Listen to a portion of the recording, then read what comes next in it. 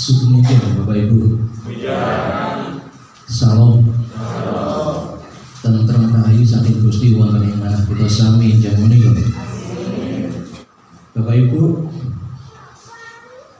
injang menika kita badhe dawa pangandikanipun Allah kanthi irah-irahan dipun tresnani Gusti kagem tresnani sesami.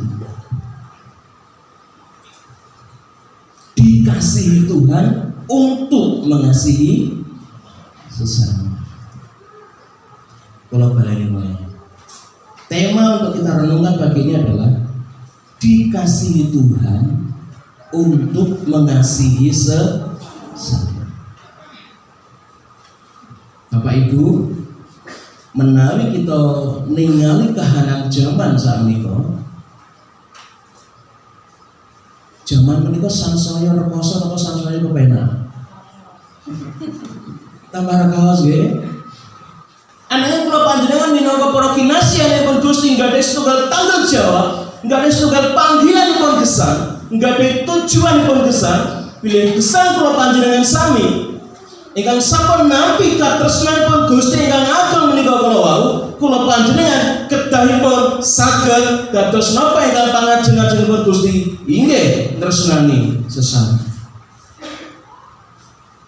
Kata tiyang ingkang butuh penghiburan, kata tiyang yang butuh pendampingan, kata tiyang yang butuh maem, lan menika butuh katresnan kita sami supados kula panjenengan saged dados kepanjanganipun astanipun Gusti ing alam panjenengan.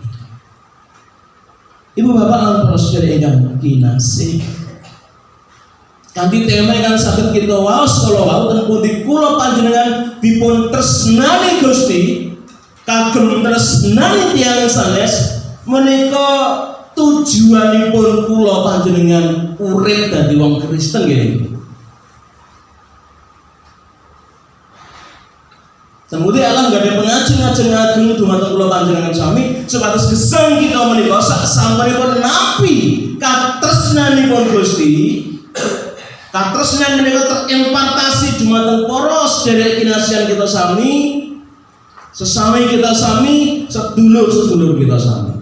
Tujuane Gusti nimbali kula panjenengan sami lan maringi kanugrahan katresnan inggih supados kula panjenengan tresnani tiyang sanes. Titik. Mboten kok maneh.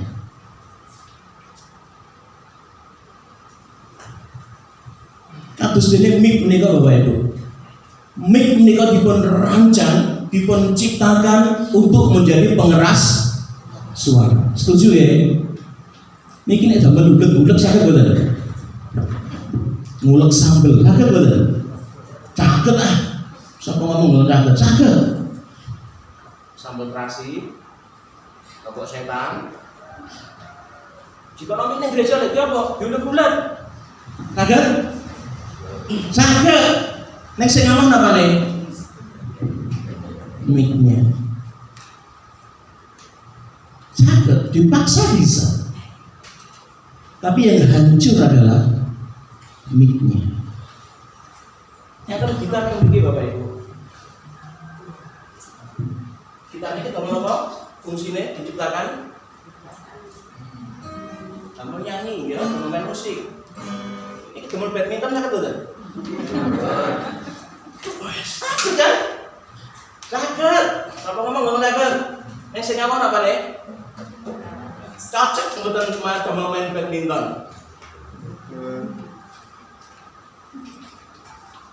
Boten cocok. Pak, jenengan kula disetting Gusti. Kula jenengan diciptakan Tuhan untuk mengasihi sesama. Cocok boten nek untuk membenci sesama. Boten mireng. Tak betomik lah. No. Kula jenengan disetting Tuhan.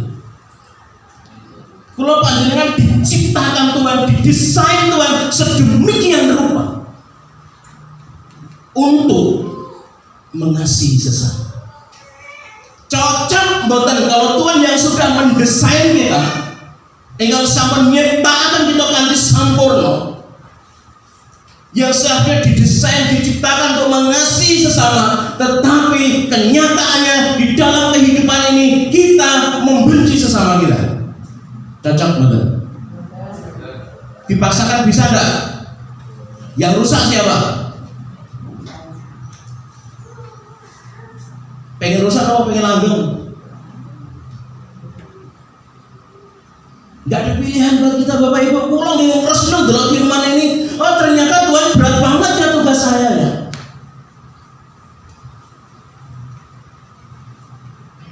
Ditimbali jadi orang Kristen itu gak mudah ya. Karena tujuan kita dipanggil adalah untuk mengasihi sesama kita. Mereka yang termarginalkan, mereka yang tenggelam dalam kegelapan dosa, mereka yang mengalami kesusahan, mereka yang mengalami penderitaan. Kita dipanggil untuk mereka.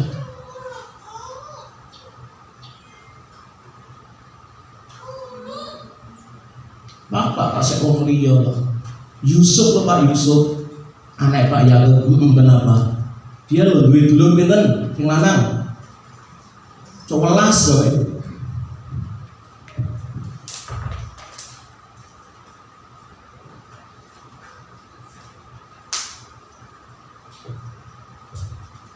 Yang bandungan itu sampai hari ini saya kurang begitu fit. Ingin malah bukanan kalau Pak dan rakal ambil khotbah lain. Yusuf memiliki saudara 11 yang dari Ibrahim satu kandung dengan Yusuf adalah Benyamin. Duit dulur rolas sak Yusuf. Apakah rukun? Sebuah gambaran fakta yang real. Rukun itu ora gambar. Nresnani sesami itu bukan hal yang mudah. Kok saya sesami dulure dhewe iki lho. Nggih lho. Nyuwun sewu. Dulure dhewe iki lho. Kadang iku do jodakan. Ngertos jodakan? Neng-nengan. Contohnya sama Pak Yusuf digedeng dulur-dulurnya. Kenapa kok dulur-dulurnya meri? Biasanya sedulur itu mari tukaran gara-gara babagan kasih sayang yang berbeda. Hati-hati para bapak ibu. Usahakan sama mengasihi putra putri panjenengan. Nek pilih kasih bahaya. Gimana Pak? Mas yang kali Mas Kiki sami toh Pak, kata pun. Yusuf ini lebih dikasihi oleh Pak Yakub. Kenapa? Karena Yusuf adalah anak yang didapatkan Yakub di masa tuanya dan dari cinta pertamanya, Bapak Ibu. Gitu? Emot cerita Yakub, dia mencintai siapa? Rahel. Tapi diapusi oleh Laban, sehingga waktu pernikahannya Yakub menyetubuhi Lea. Oke, emot ya? Kita flashback cerita itu. Karena cerita ini tidak akan bisa ngerti kalau hanya memahami ini. Harus melihat perikop sebelumnya. Ini salah satu ilmu khotbah yang nanti malam kapan kita akan pelajari. Cinta pertama Yusuf dari Rahel lahirlah Yakub Yusuf. Selain itu Bapak Ibu, selain anak Yusuf adalah anak yang didapatkan Yakub di masa tuanya, Yusuf ini berbeda dengan saudara-saudaranya yang lain. Ternyata Yusuf itu adalah seorang yang takut akan Tuhan. Kenapa? Nggak usah dibaca perikop sebelumnya terlalu lama. Saya kasih tahu. Kalau sedulurnya berbuat jahat, tuko atur wedhuse Pak aneh, tuko tukaran karo gembala lainnya, itu dilaporkan Yusuf kepada Pak Yakub. Artinya Yusuf adalah seorang anak muda yang tidak suka berbuat dosa. Kenapa? Dia sudah terdidik menjadi seorang pribadi yang takut akan Tuhan. Segendah ngoten Bapak Ibu. Pak Yakub ya aneh-aneh. Gawe jubah itu sing paling apik kanggo Yusuf. Nek wong siji liyane ora dipakai. diparing tambah gething kali Yusuf iki dulure tambah gregeten iki Yusuf iki titeni terus Pak Yakub pilih kasih no kono klambi yo mek siji tok sing paling apik titeni malah Gusti paring wangsit dumateng Yusuf lewat mimpi loh. Ini juga menunjukkan kedekatan hubungan intimasi Yusuf dengan Tuhan. Bagaimana Tuhan berbicara kepada Yusuf melalui mimpi. Yusuf mimpi bahwa di padang tempat ladang bapaknya dia sedang mengumpulkan berkas gandum dan saudara-saudaranya juga mengumpulkan berkas gandum. Katanya tiba-tiba 11 berkas gandum milik saudaranya tadi mengelilingi berkas gandumnya dan bersujud kepada berkas gandum Yusuf. Tambah lek geding, apa aku dulurmu sing tuwa iki bakal nyembah kowe sok Yusuf. Kowe iku sapa? Kowe kok bocah ucang ngono kok. Kepengin aku nyembah kowe. Saya mboten trimo sedulur-sedulure. Impen-impen apa itu? Orang ana sedulur tua kan nyembah karo dulur non. Ono. Tambah sansaya geding. Lho Gusti niku pripun? Diparingi impen malih Yusuf. Impene pripun? Matahari, bulan dan 11 bintang mengelilingi Yusuf dan disujud kepada Yusuf. Mimpi ini diceritakan kepada saudara-saudaranya. Sedulurnya tambah mumbul. Mangsung piye sok Yusuf? Apa Pak karo mbokmu yang akan nyembah kowe? Pak Bu, dari cerita Yusuf ini orang yang mengasihi Tuhan, orang yang punya hubungan yang baik dengan Tuhan harus siap menerima tantangan. Apa salah Yusuf? Dia hanya pribadi yang takut akan Tuhan. Dia seorang yang taat, tidak mau melakukan dosa. Kalau ada dosa dilaporkan ke bapaknya. Apa salah Yusuf kalau Yakub memberikan kasih kepadanya? Apa salahnya Yusuf ketika menceritakan dengan polosnya apa mimpi-mimpinya kepada saudara-saudaranya? Enggak salah. Tapi kenapa dibenci? Di mana terletak kesalahan Yusuf? Sebuah pembelajaran rohani bagi kita. Orang semakin dekat dengan Tuhan, orang semakin melayani Tuhan, orang semakin mengenal Tuhan, semakin tidak berat, tidak mudah hidupnya, sangat berat. Kita harus siap hal ini. Semakin kita mengenal kasih Bapa, semakin kita memberikan diri kita untuk melayani, tantangan semakin menghancurkan kita. Akhirnya apa? Kalau sudah mengandung kebencian di dalam hati, sudah mengandung kebencian, apa yang dilahirkan Bapak Ibu? Mengandung bayi, melahirkan bayi. Saudara-saudara Yusuf mengandung kebencian kepada Yusuf. Maka yang dilahirkan adalah Yusuf dicekel, dibono nang jero sumur, wedhus siji dipateni, klambine Yusuf diblaburi getih wedhus ya. Dilaporno pakane nek Yusuf mati dipangan gogor gitu. Mas Abi ngerti gogor? Ngerti sih? Yusuf apa niku? Pak Yakub nangis, anak sing paling ditresnani meninggal, dilaporkan begitu. Padahal Yusuf masih di dalam sumur dan dijual kepada saudagar Midian yang akan pergi ke Mesir.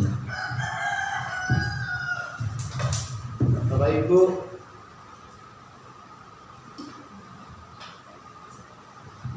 kilas balik kehidupan Yusuf dimulai di sini. Sekilas balik kehidupan Yusuf diawali dari sumur yang menjadi saksi pembuangannya.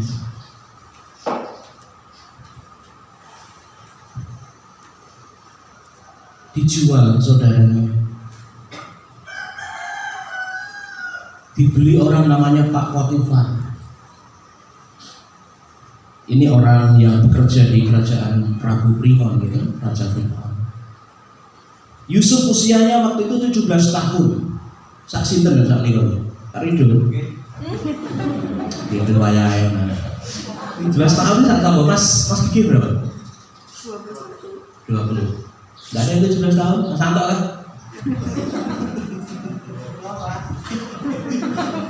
Umur 17 tahun wajahnya berseri-seri kemerah-merahan, ganteng pokoknya. Maka terpincutlah istrinya kok. Wis ganteng, orang nakal, sregep gitu. Betina kepanggih, muncullah hasrat ingin tidur bersama dengan Yusuf. Kemudian apa? Bu Potifar meminta pegawai di rumahnya untuk kumpul. Kumpul. Tukang masak, tukang kebun dikon kumpul sedaya kenapa? Tuku iwak. Nang Semarang. Waduh. Ya terserah dia yang dia punya nambah gitu. Anak buahnya pergi semua, tinggallah di rumah berdua dengan Yusuf. Ditariklah Yusuf dalam pelukannya Ibu Potifar. Kucing roh dendeng, dimplok tambah kira-kira. Pak, Bu, tantangan terberat. Saya mau kasih tahu, setan bisa tak usir dalam nama Yesus. Ya, para bapak-bapak. Ada orang kerasukan bisa kita tengking dengan dalam nama Yesus. Tapi kalau di depan Bapak ada paha yang mulus, jangan ditengking, Pak. Gak mempan. Lari. Kalau nggak lari, habis. Bu pendeta, bu majelis, bu siapapun panjenengan. Kalau di depan panjenengan ada paha yang mulus, lari. Seperti yang diteladankan Yusuf. Yusuf lari, Pak, Bu. Orang kuat. Jangan merasa hebat. Dalam nama Yesus, dalam nama Yesus, dalam nama Yesus, malah nyedak. Kuat, Pak, Bu. Kuat. Saya katakan sebagai Bapak, setan bisa usir dengan nama Yesus. Kalau setan itu sudah membo-membo jadi wanita cantik, orang kuat, Pak. Kalau jenengan lemah sebagai laki-laki begini, kita harus lari. Ini mukjizat terbesar. Tidak hanya membelah laut berlaut, tapi bagaimana kita luput dari dosa. Harus lari. Yusuf bukan kuat, Pak. Dia pun lari. Karena lari, sayang, bajunya copot di tangan Bu Potifar. Akhirnya pegawai-pegawainya ditelepon, cepat mulai. Pegawainya datang, Ibu Yusuf mau perkosa aku. Lu dobok sama aku, cekel. Faktanya yang ingin memperkosa siapa? Bu Potifar. Yang dituduh siapa? Yusuf. Yang dihukum siapa? Yusuf. 2 tahun di penjara. Wis didol dulure gitu. Diketing dulure gitu. Difitnah ning gone negrine wong gitu. Di penjara. Enaknya di mana? Apakah Tuhan masih mengasihi Yusuf, Pak, Bu?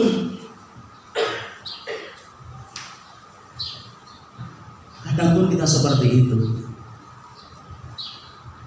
Loro gak mari-mari, malah udanan nih, tambah bindeng nih, Pak, aku sampai bingung. Pak, ini obat ini, harus sembuh minggu, harus bisa khotbah dengan. Gini, Pak.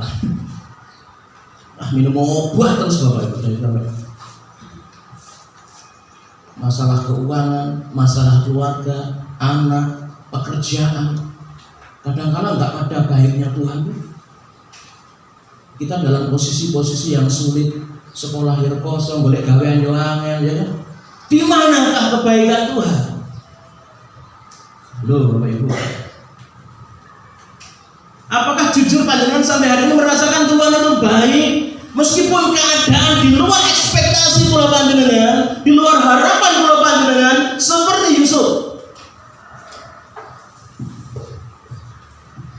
Namun saya mau melihat satu bagian firman Tuhan. Kita ke belakang sedikit Bapak Ibu. Pasal 39 coba kita lihat. Dari Kejadian.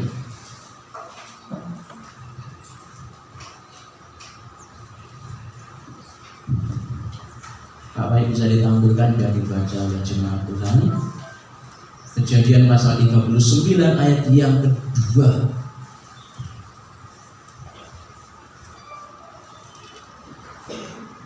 Saya akan baca untuk kita demikian firman Tuhan. Tetapi Tuhan menyertai Yusuf sehingga ia menjadi seorang yang selalu berhasil dalam pekerjaannya, maka tinggallah ia di rumah tuannya orang Mesir itu.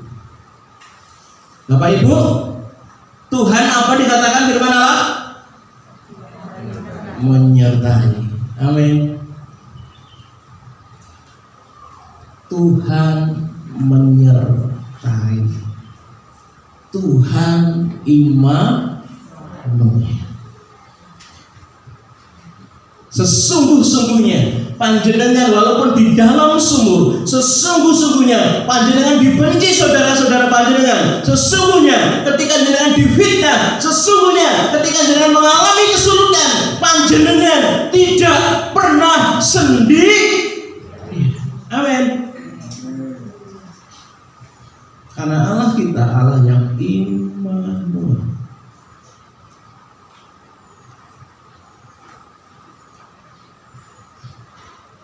Makanya pasal yang ke-45 ayat 4 dikatakan demikian. Sang Yusuf tumuli ngendika maneh marang para sadhereke, padha majuwa to nyedhak mrene.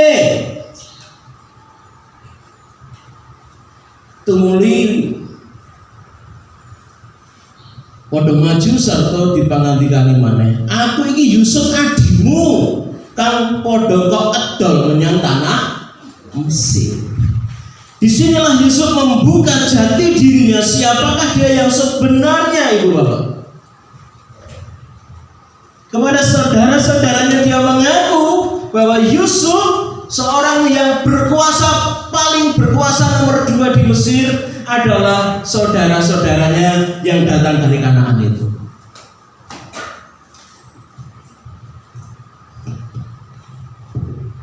Sampai ke penyeleh yakin ke dumateng para saudara-saudara kalau wau. Hei, Mas, iki aku Yusuf adimu sing biyen mbok gedhe, sing biyen mbok dol.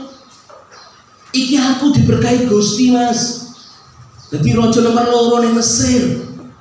Apa Bapak aja sugeng? Pertanyaannya. Ibu Bapak dikasih Tuhan. Memori Yusuf dan kakak-kakaknya tentu teringat ketika mereka sedang menggedeng Yusuf gitu. Mereka sedang membuang Yusuf. Namun masa lalu itu tidak menjadi kebencian di hati Yusuf. Sebaliknya, dengan menceritakan aku ki Yusuf sing biyen godol, Yusuf mau memberitahukan kepada sedulur-sedulurnya bahwa Allah begitu baik mengasihi Yusuf dan menyertai Yusuf di dalam segala perjalanan kehidupannya yang penuh dengan liku-liku.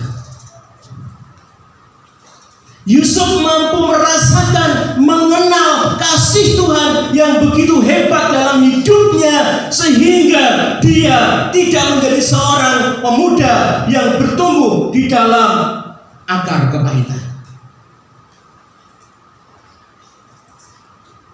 Dia tumbuh menjadi seorang pribadi yang penuh dengan kelembutan kasih. Dia bukan pendendam. Dari biyen aku bangono, saiki aku ndek kuwasa. Tak hajar kowe, boten. Yusuf sejak mudanya memiliki hubungan yang baik dengan Tuhan, seorang yang dekat dengan Tuhan, seorang yang mengasihi Tuhan, seorang yang dekat dengan Tuhan. Tidak hanya dekat, bahkan dia sungguh-sungguh melekat dengan Tuhan. Orang yang melekat dekat dengan Tuhan, hatinya tidak ada kedengkian,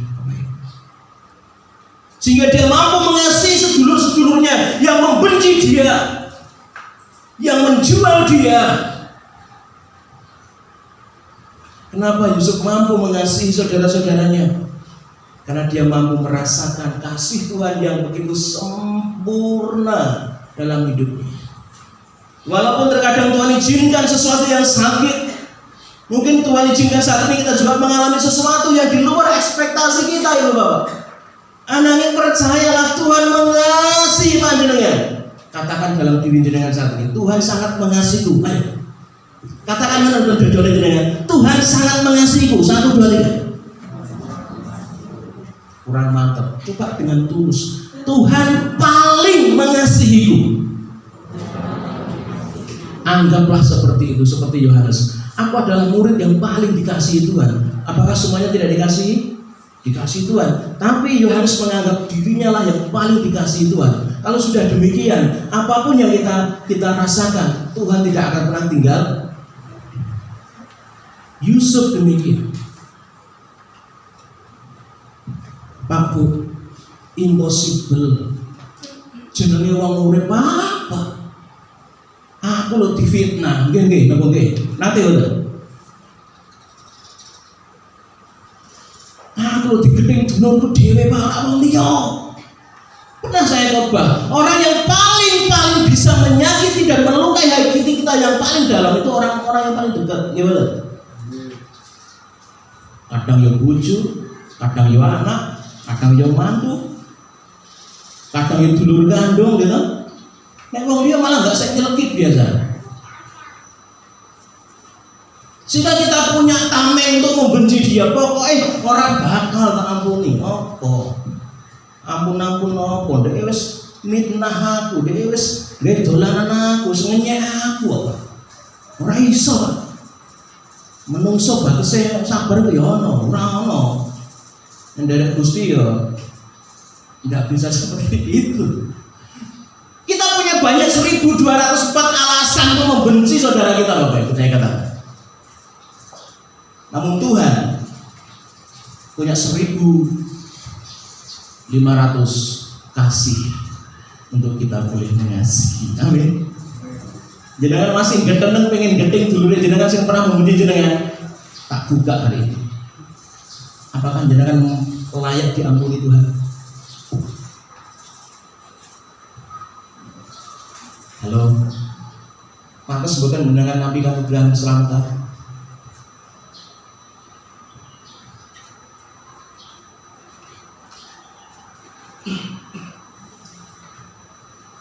Berapa kali dengan berbuat dosa, ngelirwake Gusti, nglawan Gusti, balelo teman-teman Gusti, wis ngerti nek salah ditindakno. Pantes boten jenengan namung kanugrahanipun Gusti Bapak Ibu. Tuhan mati demi kita. Itu bentuk kasih Tuhan. Jenengan ditebus dari hidup jenengan yang rusak. Makanya kemarin kita selalu bicara tentang dipulihkan, berbahagialah yang dipulihkan. Kenapa? Karena kita itu sebenarnya rusak. Hidup kita itu sudah hancur, nggak bisa berfungsi seperti harapan Tuhan karena dosa. Tapi Tuhan datang ke bumi, Tuhan berikan nyawanya untuk kita, sehingga kita bisa berfungsi sebagaimana kita berfungsi, bisa melayani Tuhan, bisa mengasihi Tuhan, bisa sesambutan kali Gusti. Itu semua karena Tuhan pulihkan kita. Nek ndak kula panjenengan sama halnya dengan sampah. Maaf Bapak Ibu, saya harus sampaikan ini, dan ini keras, dan itu kenyataannya bahwasanya kita itu sebenarnya sampah. Tapi Tuhan ambil sampah itu. Tuhan bentuk ulang sampah itu. Tuhan daur ulang, Tuhan pulihkan sehingga kita bisa seperti saat ini, layak menghadap Bapa. Tuhan tidak hanya memulihkan hubungan jenengan dengan Tuhan. Tuhan angkat panjenengan menjadi anak kesayangannya. Bahkan ada satu pujian mengatakan kita itu menjadi biji mata Tuhan. Sebenarnya Pak Bu, saya mau sampaikan, apapun yang jenengan pinta sebagai Bapa yang mengasihi panjenengan, sebenarnya Allah itu ingin memberikan ke panjenengan. Saya merenungkan kasih Bapa itu luar biasa. Seperti anak saya Bapak. Pano itu kalau minta sesuatu, sudah saya pernah sampaikan, pakai salepo nih, lewat bakul mie ayam. Dia hanya bilang, Pak ambune cone. Atine wong tuwa pripun Bapak? Atine wong tuwa pripun? Nek duwe dhuwit lho nang tak tumbas saiki. Fana beda lagi. Dia kalau minta sesuatu Bu Pak Fana ini, saya kasih tahu, Pak, makanya gadah ato tumbas niki. Artinya orang tua pengen segera membelikan. Dan kadang-kala orang tua punya banyak alasan untuk tidak memberikan apa yang anak-anaknya minta. Demikian pun Tuhan Bapak Ibu. Jangan doa minta apapun itu, hati Bapa ingin memberikan. Amin. Pengen memberi yang terbaik buat jenengan. Namun kadang Tuhan punya alasan kenapa tidak diberikan saat ini mungkin. Minta jodoh, kenapa Tuhan belum kasih jodoh? Minta pekerjaan, kenapa belum kasih pekerjaan? Minta sembuh, kenapa belum sembuh? Minta dipulihkan, kenapa belum dipulihkan Tuhan? Ada maksud Tuhan loh. Ada maksud Tuhan. Yang pasti hati Bapa ketika kita meminta, Dia ingin memberi saat-saatnya waktu itu. Percayalah. Namun Tuhan punya banyak alasan untuk menunda dulu memberikan apa yang kita minta. Ibu Bapak yang dikasihi Tuhan, Tuhan sudah sangat mengasihi kita dengan sempurna. Sempurna saya bilang. Sempurna loh. Tuhanmu tak akan memberi ular beracun pada yang minta. Cobaan yang engkau alami tak melebihi kekuatanmu. Tangan Tuhan sedang merendam suatu karya yang agung mulia. Saatnya kau lihat nanti. Pelangi Tuhan akan kita lihat bersama. Amin. Mungkin saat ini kita baru mengalami sakit, kita mengalami gak enak, mengalami ketidakpemulihan dan sebagainya. Namun rasakanlah kasih Tuhan Pak Bu. Rasakanlah kasih Tuhan. Dengan demikian kita akan tahu sopo toh aku ini. Kalau sudah tahu siapa diri kita, maka kita akan bisa rumongso. Aku ki wong sing wis dipulihno Gusti. Aku wis diapura dari Gusti. Nek ngono aku tak ngapura dulur-dulurku. Aku tak tresnani marang sesamiku. Amin. Sehingga kita boleh menjadi seperti yang Allah mau. Tuhan sudah mendesain kita tidak untuk membenci orang lain, namun Tuhan mendesain kita untuk mengasihi sesama kita. Sehingga dengan demikian orang akan melihat ada Yesus dalam hati kita. Tidak menutup kemungkinan memang banyak orang yang jengkel dalam hati kita, gitu. Tapi kembali kita lihat diri kita. Aku ini siapa? Aku aku mau sampah yang diambil Tuhan, dipermuliakan Tuhan. Nek enggak karena Tuhan, hidupku ya wis kaya apa kan? Sekali lagi, Tuhan mengasihi kita supaya kita mengasihi sesama. Caranya gimana? Rasakanlah kasih Tuhan. Semakin besar jenengan bisa merasakan kasih Tuhan, semakin besar peluang jenengan untuk mampu mengasihi sesama. Tuhan memberkati kita semua. Mari kita berdoa Bapak Ibu.